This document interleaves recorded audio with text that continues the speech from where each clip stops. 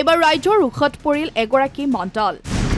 বঙাইগাঁও জিলাৰ উত্তৰ হালমাৰাত প্ৰশাসনে উচ্ছেদ কৰিবলৈ অহা ঘটনাক কেন্দ্ৰ কৰিয়েই উত্তপ্ত পৰিস্থিতিৰ সৃষ্টি হৈছে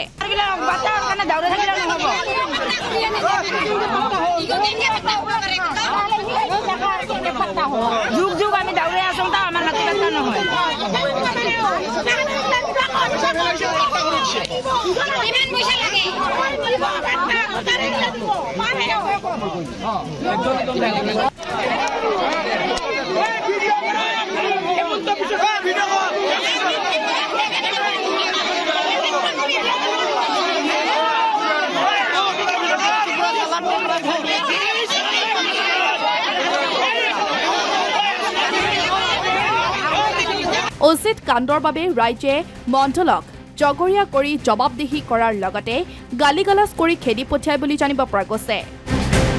ৰাইজে মূল পথত বাহ পেলাই উচ্ছেদ কৰিবলৈ অহা মণ্ডল আৰু প্ৰশাসনৰ লোকক বাধা দিয়ে পৰৱৰ্তী সময়ত ঘটনাস্থলীত আৰক্ষী উপস্থিত হৈ পৰিস্থিতি নিয়ন্ত্ৰণ কৰে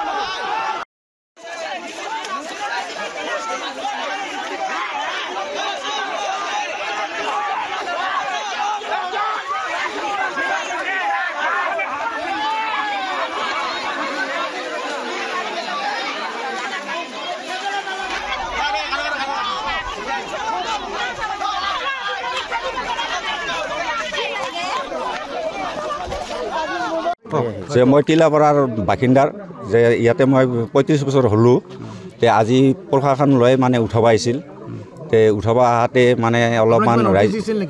নটিচ চটিচ একো দিয়া নাই মোক নটিচ চটিচ একো দিয়া নাই প্ৰশাসন লৈ আহিছিল ইয়াতে উঠাবৰ কাৰণে তে মানে অলপ হুলস্থুল সৃষ্টি হৈছে ৰাইজৰ মানে ৰাইজ বহুত ৰাইজ জমা হৈছিল হোৱাৰ পিছত মণ্ডলক মানে এনে খেদি দিছে খেদি দি মানে একদম বাধা বেৰা দিয়া হৈছিল কি নাম মণ্ডল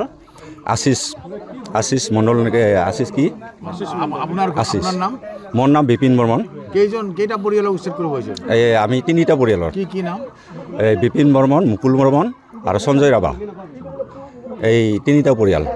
মানে কিহৰ কাৰণে উচ্ছেদ কৰিব হৈছে মানে ইহঁতৰ বোলে পাট্টাৰ মাটি কিন্তু আমিতো ইয়াতে